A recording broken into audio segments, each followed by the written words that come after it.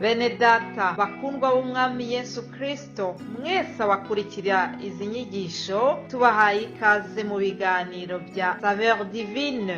Ibi biganiro mu bitegurirwa n'abavugabutumwa bwiza batandukanye, akaba ari umuhamagaro ugendera ku ijambo ry'Imana byanditse mu gitabo cy'ubutumwa bwiza uko bwanditswe na Matayo ibice 24 umurongo wa 14. Kandi ubutumwa bwiza bw'ubwami buzigishwa mu isi yose ngo bube ubuhamya bwo guhamiriza amahanga yose, nibwo imperuka izahera ko ize. Ibi biganiro mubikurikira ku channel ya YouTube yitwa Saveur Divine. Tubifurije kugubwa neza. Imana Data ari nayo So ibaha umugisha.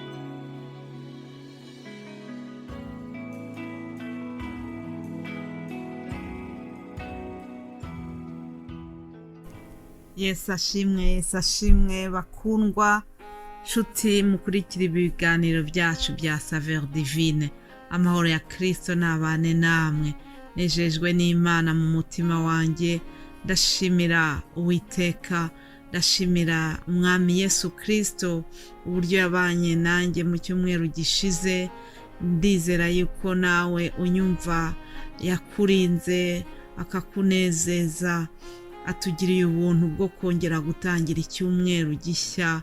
Nukuri munyemerere tubanze tuzamura icyubahiro cy'Imana mbere ya byose. Mana Data twese ciye bugufi imbere yawe, ciye bugufi hamwe na mwene Data ukurikira iki kiganiro muri uyu mwanya. Turagushimiye, tugushimiye urukundo rwawe, tugushimiye uburinzi bwawe bwabaye kuri twebwe, ukaba utwongereye uyu munsi wo kuwa mbere dutangiye ikindi cyumweru.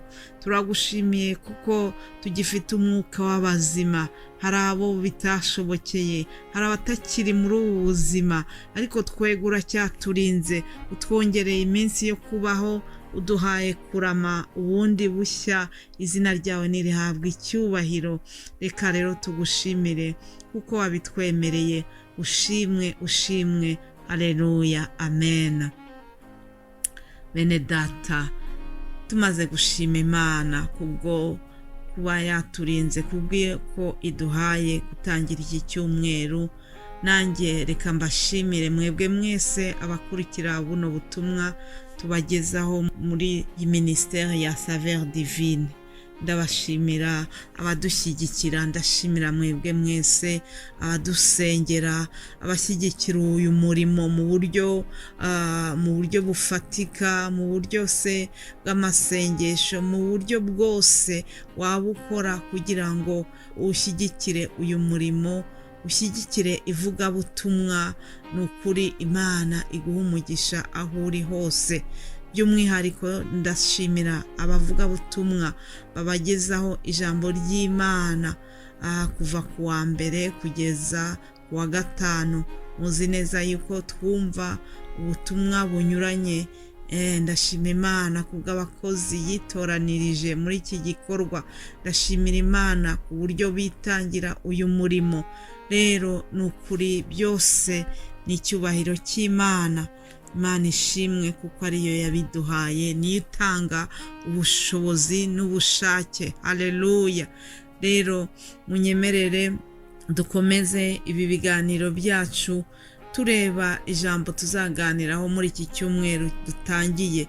Mu by'ukuri dufite intego ivuga ngo tugire umwete wo kwezwa. Mugire umwete wo kwezwa. Iyi Imana twakurikiye ni Imana yera. Yego, ni Imana yera kandi natwe ikadusaba kwezwa. Rero munyemerere dusome ijambo ryerekeranye n'iyo ntego yacu. Turibona mu Baheburayo igice cya 12 umurongo wa 14, haratubwira ngo mugire umwete wo kubana n'abantu bose amahoro n'uwo kwezwa, kuko utejejwe atazareba Umwami Imana. Haleluya. Mugire umwete wo kubana n'abantu bose amahoro n'uwo kwezwa, kuko utejejwe atazareba Umwami Imana. Mana idufashe, Mana ibidufashemo, ngo utejejwe ntabwo azareba Imana. uyu murongo twasomye ni amagambo avuga ku bintu bibiri. Harimo ikibanza ni ukugira umwete wo kubana n'abantu bose amahoro. Iyi teme ntabwo ariyo tuzatindaho, ahubwo tuzareba kuri aka gace ka kabiri kavuga ngo kugira umwete wo kwezwa. Nk'uko namaze kubibabwira, murabizi neza yuko iyi Mana twakurikiye ni Imana yera, kandi ni Imana ishaka yuko natwe tugendana nayo twezwa. Iyo usomye mu Balewi igice cya 11 umurongo wa 44, Imana ivuga aya magambo ngo kuko ndi Uwiteka Imana yanyu, aba ari cyo gituma mwiyeza mube abera kuko ndi uwera, kandi ntimukiyandurishe igikururuka hasi cy'uburyo bwose gikururinda cyangwa kigenza amaguru magufi. Reka tugaruke kw'iri jambo ribanza ngo kuko ndi Uwiteka Imana yanyu, aba ari cyo gituma mwiyeza mube abera kuko ndi uwera. Haleluya! Imana yacu irera, Imana yacu ishaka ko natwe tuba abera. Tugomba kuzabana n'Imana mu ijuru, nicyo twese tugambiriye, nicyo cyifuzo cyacu twese abari muri uru rugendo, abari muri iyi nzira y'agakiza twinjiyemo. Nibaza yuko buri wese ari cyo kintu agambiriye. Ariko iyi Mana dushaka, Imana tuzabana nayo, itubwiye ubwayo. Yabibwiraga Abisirayeli, nababwira ngo mumenye yuko njye Uwiteka Imana yanyu ndi Imana yera, namwe mugomba kuba abejejwe. Rero ibyo yabwiye Abisirayeli muri kiriya gihe, natwe uyu munsi nibyo itubwira. Yongera ibwira Aburahamu, iramubwira ngo ujye ugendera imbere yanjye kandi utunganye rwose. Ni amagambo Imana yabwiye Aburahamu mu Itangiriro igice cya 17 ku murongo wa 1. Ushobora kuyasoma ngo ujye ugendera imbere yanjye kandi utunganye rwose. Natwe Imana irabidusaba muri iki gihe, mwene data, mbese ugenda utunganye imbere y'Imana. Umuririmbyi umwe yaravuze ngo tunganira Imana ubudasiba, jya uhora uyisenga kandi uyumvire. Hanyuma muri iki cyifuzo cyo kwezwa, mbese twezwa n'iki? Ni igiki cyatweza? Mbese umuntu we ubwe ku ngufu ze, ku bushake bwe ashobora kwiyeza? Ni ibintu bikomeye, ariko dufite ibanga. Twasobanukiwe yuko ngo amaraso y'umucunguzi niyo soko yoza abanduye. Haleluya! Twezwa n'amaraso ya Yesu Kristo, Umwana w'Imana, Ntama w'Imana ukuraho ibyaha by'abari mu isi. Haleluya! Icyama muri iki cyumweru wowe nanjye tukongera gusobanukirwa neza uburyo Ntama w'Imana ari we utwoza.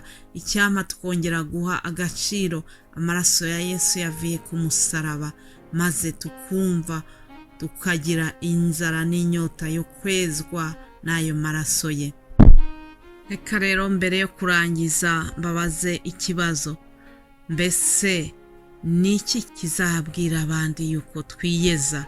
Niki kizatuma bene data, bagenzi bawe, abo mubana bavuga bati ni umuntu ugendera mu kwiyeza? Niki kizabereka yuko uri umuntu ushaka gutunganira Imana? Bibiliya iduha igisubizo mu rwandiko rwa 2 rwa Petero 3:11 handitse ngo nuko ubw'ibyo byose bizayenga bityo, yemwe uko dukwiriye kuba abantu bera kandi twubaha Imana mu ngeso zacu. Haleluya! Tugomba kuba abantu bera kandi twubaha Imana mu ngeso zacu. Uburyo buzerekana ko twubaha Imana, uburyo buzerekana yuko turi abantu bashakisha ukwera n'ingeso zacu. Yesu nawe aravuga ati bazabamenyera ku mbuto zabo. Imbuto zacu, imbuto twera, ingeso zacu nizo zizatuma abantu abo tubana, abo tugendana nabo bamenya yuko turabera. Haleluya.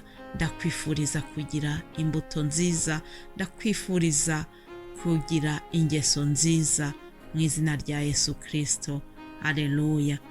Mugire icyumweru cyiza kandi mbifurije kuzanyurwa n'ijambo ry'Imana rizanyura muri ibi biganiro byacu.